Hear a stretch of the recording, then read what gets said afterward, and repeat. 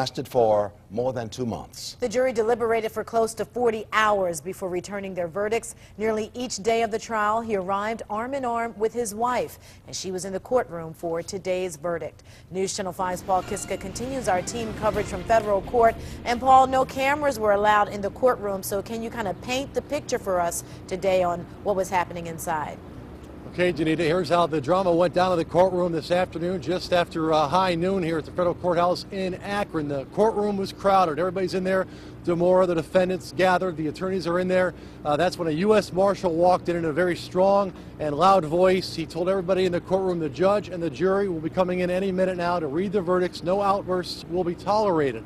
At that point, everyone came back into the courtroom, and that's when Judge Sarah Leoy quietly to herself read over the verdicts. And then she read them aloud. At that point, as she read each guilty verdict, Jimmy Dimora showed little emotion. Jimmy Dimora showed little emotion at first. After both men were convicted, Jimmy Dimora turned to co-defendant Michael Gabor in the courtroom and mouthed, "Are you okay?" Gabor nodded yes. Their attorneys then asked if Dimora and Gabor could go home until they're sentenced.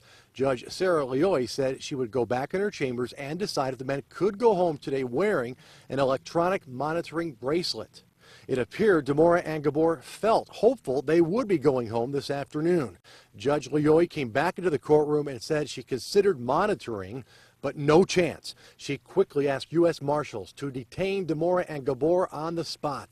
The men seemed stunned as U.S. Marshals placed handcuffs on Dimora. He smiled at his wife Lori and son Anthony. Then, as he was led away in handcuffs by U.S. Marshals, Dimora blew his wife a kiss in the courtroom. She broke down sobbing in her son's arms. Later, Lori Dimora, still crying, had to be supported as she left the federal courthouse in Akron and got into a waiting SUV. All right, I apologize for some audio trouble going into my live shot there tonight. Now Lori Dimora goes home to a house that she could lose in that forfeiture hearing next Tuesday here in federal court. Dimora's attorney Bill Whitaker reminded the judge today that in his claim, the prosecution ended their case 12 days early, abruptly, essentially dumping the case back in the defense team's laps. He said that left them ill-prepared to continue their case at the time.